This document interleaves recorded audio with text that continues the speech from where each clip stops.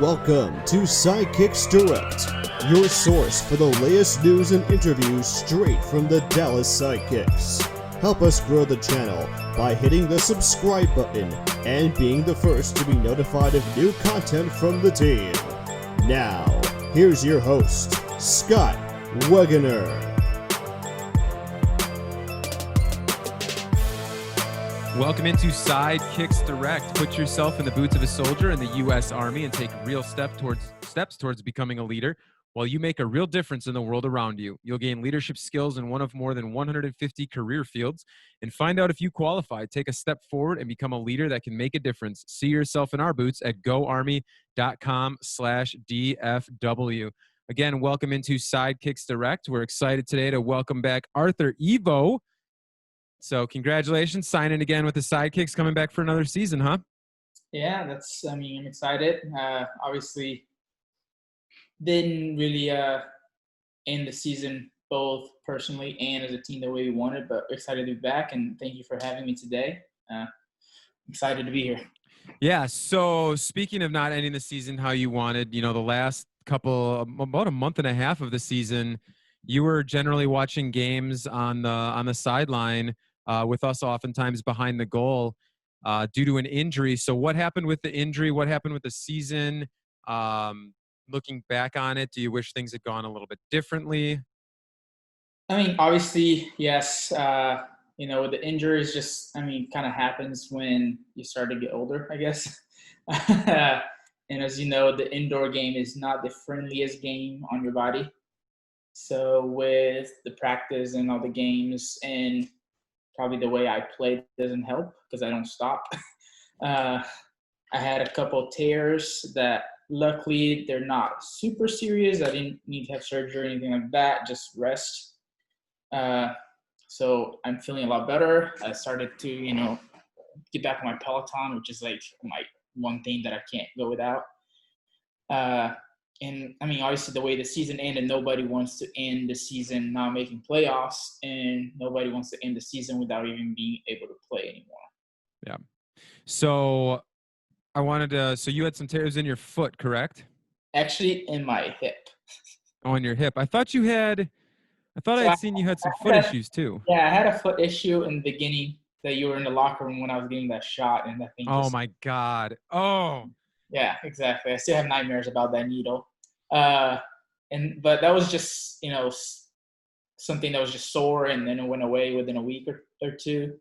But then the hip was actually kind of pretty aggravated. I mean, it was pretty messed up. And it was weird because I said my hip was what was torn, but my groin is what was hurting.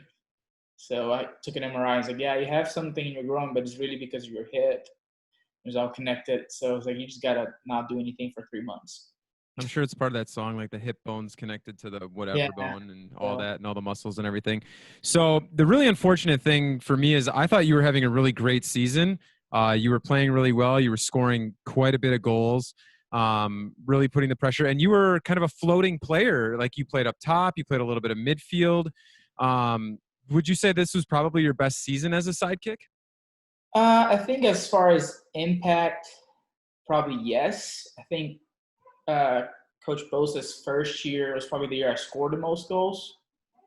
But I felt like this year I was more of a, like a leader. Guys were looking up to me. Guys were looking at me and say, what is he doing? What do I need to do that he's doing, and kind of following and listening to me a little bit. Mm-hmm. So as far as that, I would say yes. So speaking it's kind of a weird, for me, because I've always been very quiet and I don't like to get on to people, like we're all grown-ups. We know what we're supposed to do and not to do type of thing. So speaking of scoring all of the goals this year before the unfortunate injury, obviously, did you have a favorite one from this season? I'll tell you mine after you share what yours was. My favorite one. Oh, I don't know. Probably. Oh, it's hard. I think my favorite one is probably the one against Kansas because of the celebration and the picture you guys got that I'm like floating. So it looks really cool.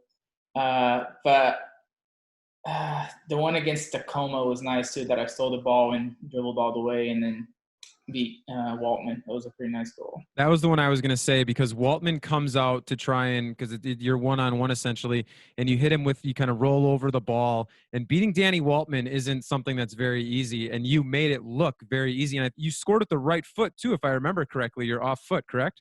Yes. Yeah, I mean, every time I play, there's certain goalies in the league that are, amazing.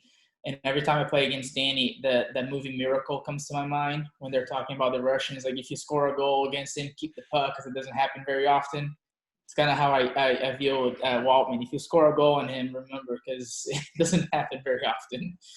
Let's talk about Tacoma. So you guys had a difficult season. I've said that to a number of guys that we've done this with. I think it's a pretty fair thing to say. Just a tough season, a lot of ups and downs. Obviously, things started looking better towards the end. However, no matter what a season is looking like, you guys always seem to have Tacoma's number or battle with them better than anybody else. Is there any particular reason why? Is it because you're so familiar with the teams? Do you just get hyped for that rivalry game? I think it's a rivalry, probably, something that's been going on for so long, has in Tacoma. And I think that teams just match up really well. The styles, we both respect each other and respect each other's game, so we kind of let each other play a little bit versus being on each other's faces, like from the get-go. So it kind of gives a little bit of freedom, so you can get into the game a little bit more than maybe other teams. But it's just, they're a good team. There's nothing you can do about it. And if you look at it this year, really, if you take some of the Mesquite games where we just absolutely played terrible, a lot of our games were close. The games against Monterey, the games against Utica, they were so close. And we're right there, and it's one little play that goes our way, and all of a sudden we're sitting probably, third, second in the standings. Yeah. I was going to say the only real, bad blowouts seemed to be in Mexico when a lot of guys couldn't travel. I think we carried 11 guys there one game, and it was an absolute disaster. But other than that, you said, you guys took Monterey to overtime. You beat Tacoma. You lost to Utica. Utica was penalty shots, I believe, or one on, what are they called, up run-ups? So it's always, I swear to God, it's a different name, whoever's talking about it. But yeah, some really good teams that you guys faced and battled against. Really quick before we get away from soccer, I want to ask one more soccer question. The first year, the rivalry with Mesquite, what was it like playing against some of those guys that you've been teammates with for years and years, who you've known, since probably college? What was it like going up against Mesquite? To me, I feel like for certain people in both franchises probably meant a lot more than maybe to me, because I try not to get overworked about things. It's, to me, in the end of the game, the end of the day is a game, and we'll go in there and play. And it's about controlling our emotions. And I think if we would have done better at that, we probably would have done better against them. We caught up on our emotions and things that might have happened off the field with them, and that probably got in the way. But I said, I have friends at Mesquite. I have friends that play for Milwaukee. I have friends that play for, so I have friends that play everywhere. So it's always nice to play against them because somebody So, you go in before the game, you talk, you say, how's your family? How is, this and that. When the game starts, friendships go out. When the game ends, friendships are back. Awesome.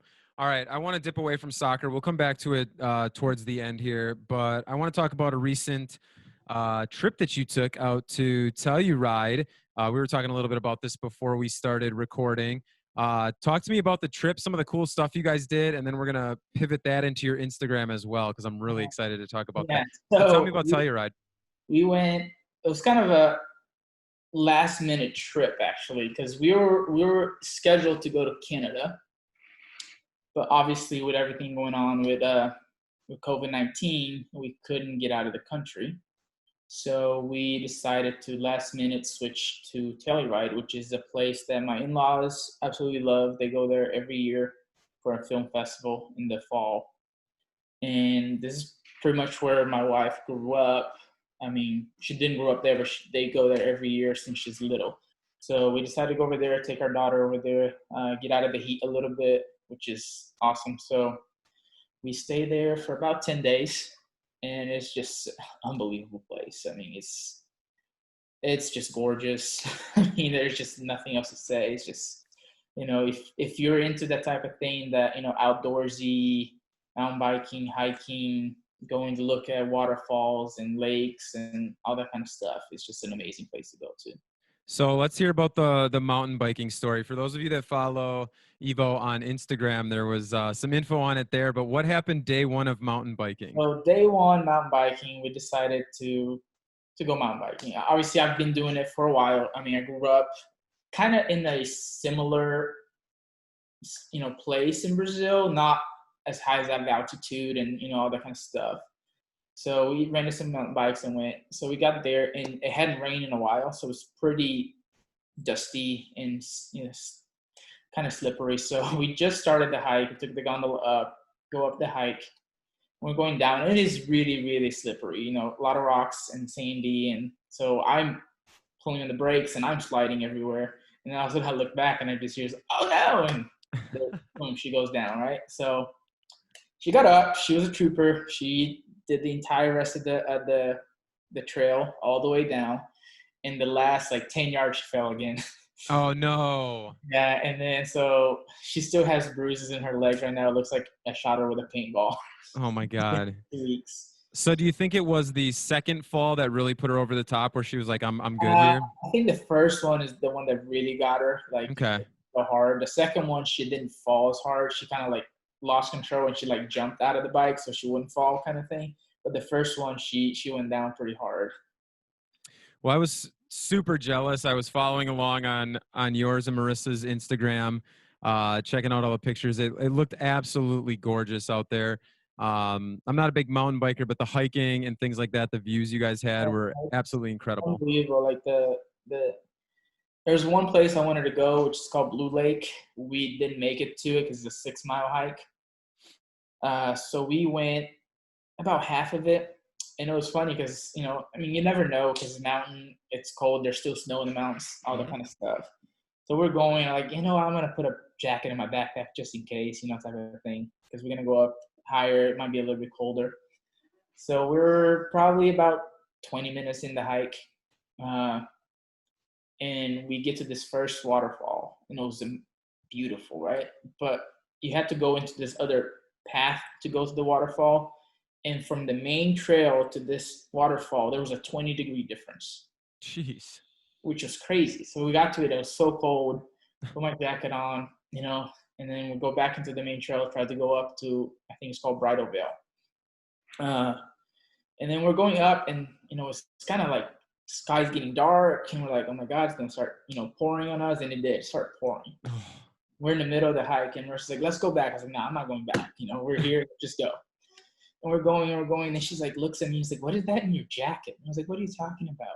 And I looked down, and the rain was so cold that when it was hitting my jacket, it was turning into sleet. Oh. So I was like, oh my God, it's middle of the summer, and it's sleeting on us. It was so cold. But it rained on us for a good 20 minutes, poured. And we just kept going, and we saw some families trying to hide under rocks to get away from the rain. They didn't have jackets or anything, but it was so cold. But it was so worth it when we got to the top. Yeah. The payoff for those hikes, my wife and I did, we were out in Colorado last year, and we did a hike out to, I can't remember the name of the lake, Mills Lake, actually. And it's weird, the temperature difference, though, because I think our height that our elevation we went up was something like 4,000 or 5,000 feet overall. And it was, you're right, I started the day in a T-shirt, and I ended the day in a big hoodie. Yeah. So it's just absolutely insane. So because even when we go to Telluride, they all kind of suffer a little bit with the altitude. I mean, it's 9,000 feet, Yeah. I get it a little bit, but not as bad, because in Brazil, where I'm from, we're high up the sea level too. Not as over maybe 2,000 feet or something like that. So it's not huge, but I kind of grew up with that, so it doesn't affect me as much. But my wife was like made a bet with me. He's like, oh, why don't you go up in the mountain and see how that feels? It's like, well, my hip hurt. I can't do it. Yeah, right. There you go. Nice. Using the hip. So like I was mentioning earlier, you guys Instagrammed most of the Telluride trip. I want to talk to you about your Instagram for another reason. So if you don't follow Evo on Instagram, what's the Instagram handle? It's like Tuzino, right? That's Cousinho 10? 10, something like that. Okay. I think if you search your name, you can find Cousinho it. 1089. There we go. You guys document a lot of the things that happen with your absolutely adorable daughter.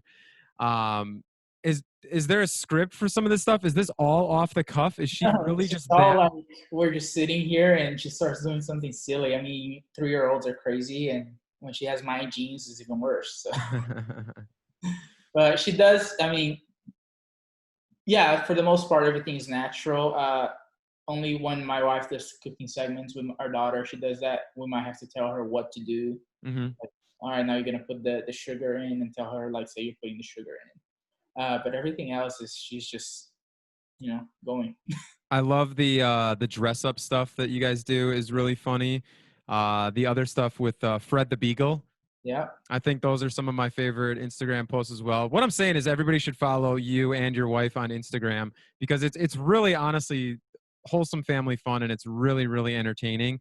And given kind of a lot of the dark stuff that's out in the world today, it's just really fun to see, to go and check that and see the stories and see you guys, just kind of thriving as a family and just having such a good time. I appreciate it. All right, let's talk biking, man. Let's talk Peloton. So All right. what inspired you to hop on the Peloton for the first time? So it all kind of started after, was it 3 years ago, when I hurt my Achilles really bad. So we used to have a treadmill, and we in our neighborhood here in Arlington, we have a really nice kind of hiking area too with a lake. I used to go running on it a lot, but every time I would run, I was in pain. My Achilles would be hurting, my joints would be hurting, this and that. And I was like, man, I need to find something that I can still do my cardio and be active and not be in such pain afterwards. So, I was like, oh, I'll try elliptical, but I was like, well, I'm not 90 years old. No offense to elliptical. It's just, to me, it doesn't work. It's a weird. I'm with you. They're awkward. It's not natural to me. That didn't work. So we started doing some research, this and that, and then we saw, biking. So cycling and this. I was like, well, I don't really want to cycle and go cycling in the street. This is just. I mean, I like to do it for me. I don't care who's singing, who's doing, like that type of thing. So my wife wanted to try the Peloton, and I was like, well, it's kind of interesting. Let's get in and see how it goes. And that's it. I mean, we got it, and we're both, hit our milestones already of over 100 rides each. So it's really fun. And so you can do anything you want, from a 5-minute workout to an hour workout, the music you want to do. So you can pick your genre, the type of class, if it's a HIIT class, if it's a climbing class, all that kind of stuff. So it gives you so many options just as a bike, but they also have yoga and stretching and, full body workouts that you can do. So it's really, really, really a good investment if you are like me, that you want to be active, but you also want to take some of the stress out. So we got to get you. I always see the Peloton commercials, and I want to see you on one of those commercials where just sweating, you got the towel over your head and everything. So I know there's a big Peloton store or headquarters here in Plano, just right up the road from where we're recording this, or where I'm recording this, I should say. So we got to get you on as a spokesperson. I'm going to send them this clip and make sure. So do you do the classes where you like take people on, where it's a competition? Yeah. So I mean, essentially every class is a competition because you have your leaderboard. So you just. But I don't try. I just know like what my number is, what I want to like. All right, when I start a class, I want to get to at least 400, in 30 minutes or whatever. But the hardest class I ever take, I don't know if you saw when they did it, like right in the beginning of COVID, they did the All-Star ride. Mm-hmm. They have the female version and the male version. They had the athletes. It was a 20-minute class. Man, I did that thing and I almost died. it was like I didn't even get close to first place on both Wow. against the athletes. Like it was so hard. I mean, you have no idea how good of a shape those athletes are. I mean, and it's no wonder that both the female athlete and the male athlete that won, I think they're both like Olympic athletes. Yeah. And no wonder why they're Olympic athletes. That's right. I do remember seeing the results of that post. Unbelievable. Like it was so hard. I did it and I was so tired for like the rest of the day. I'm sure Simone will be happy to hear that you're keeping up with the cardio though. Yeah. All right. I want to have a little bit of fun here. I wanted to ask you like a kind of a fast 5 questions here. All right. So number 1, Arthur Evo sitting down for a movie night. What movie you putting in? Any Marvel movie. All right. Marvel fan. I dig it. All right. Favorite soccer team? Favorite soccer team right now or all time? Dealer's choice. All right. Right now, I say Man City. Okay. Not dealer's choice. All time. Maybe I chose that on purpose, but all time, I have to say Brazil 2002. Okay. Very cool. Was that was Ronaldo, right?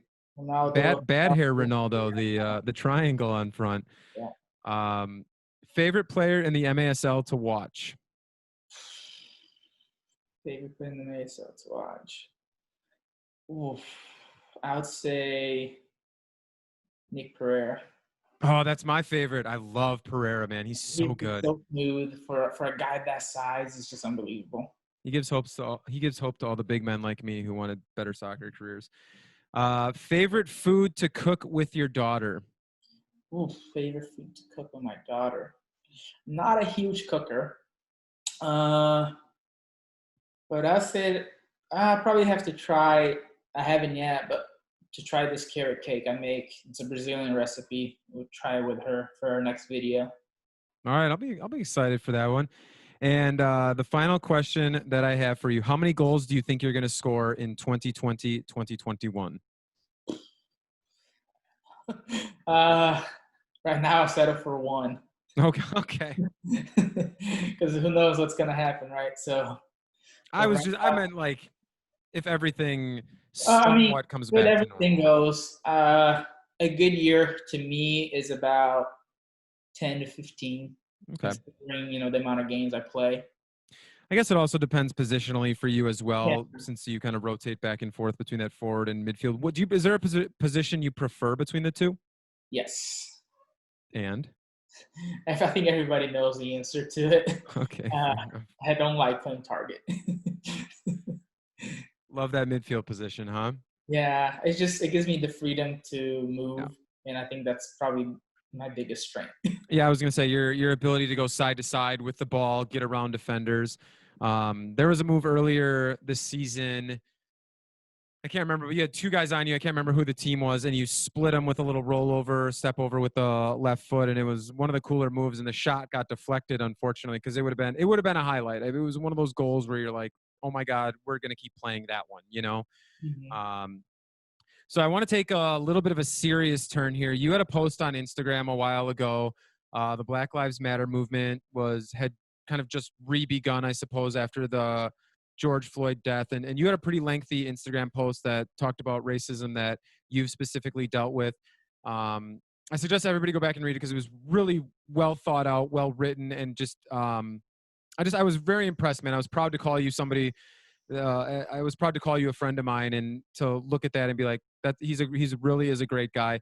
Talk to me about what went into coming up with the post, why you decided to share that, and just your experiences.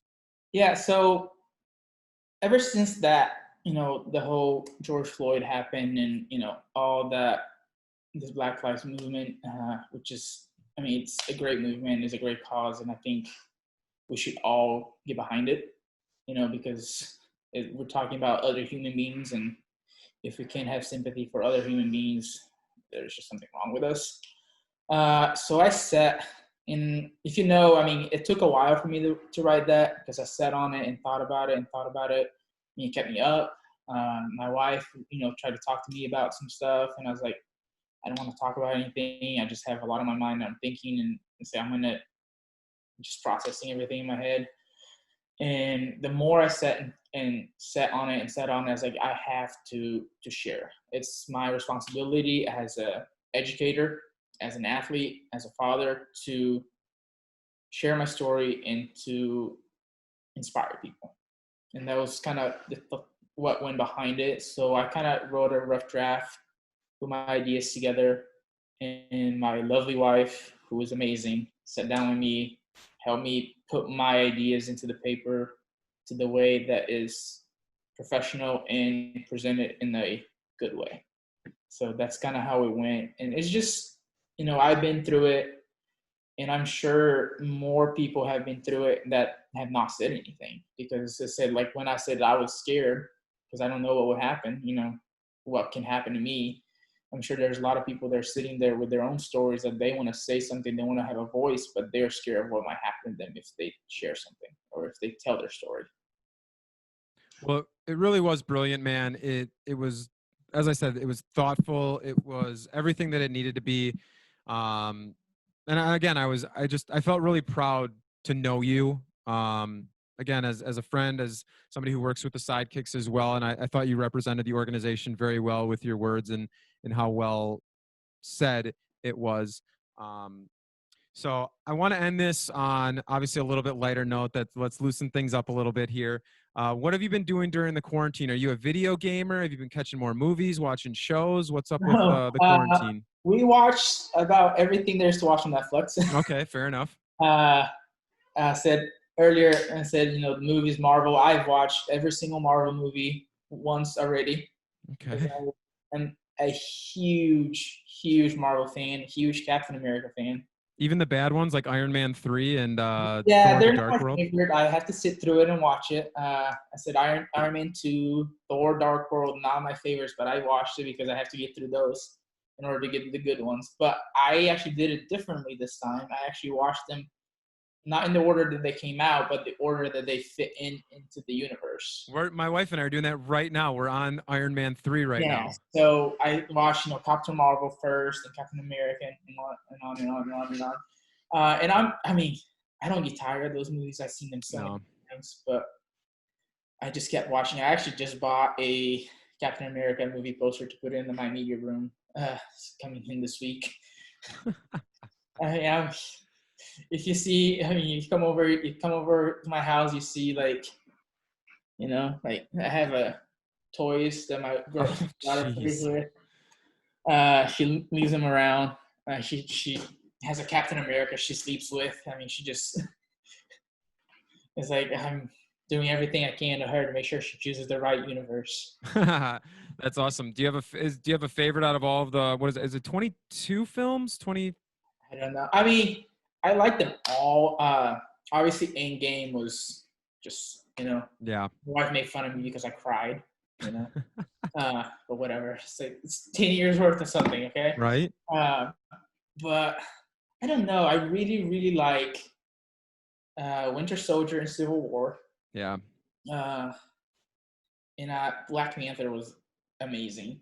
Yep. It was probably, it's one of the best they ever made.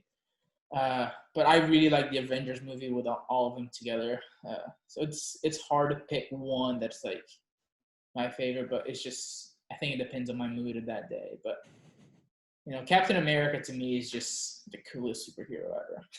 Yeah, no, I dig Winter Soldier. I think is the best of the Captain America movies for sure. Big Marvel fan as well. So, and like I said, my wife and I we're doing the chronological thing right now, and we're in that spot where you have to watch Iron Man 3 and then Thor: A Dark World are back to back. That's the worst. That's the hardest one for me to get through. Yeah, so we've kind of broken it up. We're about an hour and a half into Iron Man 3 because we did it in like 45 minutes and then 45 minutes because it's just like, oh my God, man, I can't get through this. It's nonsense. So have you, real quick again, have you been playing any outdoor lately, staying in shape? No, I have not. Obviously, with everything that's going on, I try not to do that stuff just because you just never know. I don't want to put, my daughter, my wife, my in-laws into a situation that they might get exposed to something because of something stupid I did. So about all that I'm doing is just playing golf because it can social distance and stay away from people. So obviously we played some golf when we were in Telluride, and it was the most interesting thing I've ever done. Playing mountain golf. It was just, I was so lost and confused. Does the ball carry farther because of the lighter air? Farther. Awesome. So I could hit maybe like a 250-yard drive instead of 220. 220. Yeah, it was the first day I played terrible. The second day I played much better because I was like, I can't hit driver here because it'll be too far, or I can't, so it's like there was a hole that was 200 yards. I hit a 7-iron and I went over the green. So it's like, okay, this makes no sense. Well, that's a humble brag right there, man. Yeah, a little bit. But it was in, the way the ball breaks on the greens because of valley effect, and how hard the greens are because they were frozen 2 months ago. Yeah. It was very, very difficult to play. It was unbelievable course. The views were amazing, so that helps. But I was a little confused. But then, we're back here. We went and played last weekend. Me and my father-in-law, we play every weekend. And we go really early, so usually it's just the two of us and just nobody around. And so we can just go and play and enjoy being outside for a little bit. And as long as we're not touching the flag sticks, we're good. Yeah. I played with my father-in-law in Florida a couple weeks ago. We actually drove down there because we weren't, we didn't want to fly yet. And they had the same thing, like don't touch the flag sticks. They had the flag sticks permanently set in. I don't know if you've seen that at all. So it was fun. It was definitely a good time. Like I said, if there's one sport that you can make it work right now, is golf. And if you can't make golf work, it'll be hard to see anything else kind of. Yeah. Play. They just announced, was the Ivy Leagues, that they're canceling their sports for the fall, which is, it's sad. I feel bad for all those student athletes, but yeah, there's not a whole lot that can be done until we really figure out and get a hold of this stuff. All right, last question, I promise. Favorite person to room with when traveling with the Sidekicks? Ooh, best roommate. Hard one because I don't do that much traveling. I haven't done much of the traveling. The years past, my roommate was actually Mike Jones. Okay. Me and Mike Jones used to room together all the time. This year, the 2 trips I made, I went to St. Louis and then to California. I stayed with Cam, and then I stayed with Felipe. They're both fine. I think it just depends. Everybody has personalities, and you got to find somebody that you feel like you're going to get along with more. We're all friends in the end of the day, but there's always people that you have a tendency to go towards a little bit more. Yeah. Obviously, guys that are more like me, probably easier to room with. Guys that have families and have kids and want to sit in bed and FaceTime their kids a lot easier than a guy that's 19 and doesn't have anything. Yeah, right. Well, Felipe, he just joined you at the we had fatherhood. A few guys joining the daddy team this year. That's right. Segura had his kid towards, I think, the end of the season, actually, right at the end. So awesome stuff. Evo, man, I appreciate you taking the time, dude. It's so much fun getting a chance to chat with you and hanging out. And hopefully this year I'll be talking to you after games instead of during them, as no more injuries. Yeah, hopefully. Well, thanks for having me. Of course. I appreciate it. And it's always a pleasure to sit and talk to you. As I said, we became a lot closer friends this year. And yeah, thanks to the injury, man. I appreciate you getting hurt. There's always a good thing to it. Right? But I really appreciate it. And, you guys always welcome me open arms up there in the booth and, behind the goal. So I really appreciate you guys' friendship. It means a lot to me. Of course. All right. Put yourself in the boots of a soldier in the U.S. Army and take real steps towards becoming a leader while you make a real difference in the world around you. You'll gain leadership skills in one of more than 150 career fields. Find out if you qualify, take a step forward, and become a leader that can make a difference. See yourself in our boots at goarmy.com/DFW. Want to thank our sponsors for Sidekicks Direct, the U.S. Army. And again, Evo, man, get that golf game going, and we'll look forward to seeing you hopefully in November or December for some Sidekicks games. All right, sounds good. I look forward to see you guys. Take care.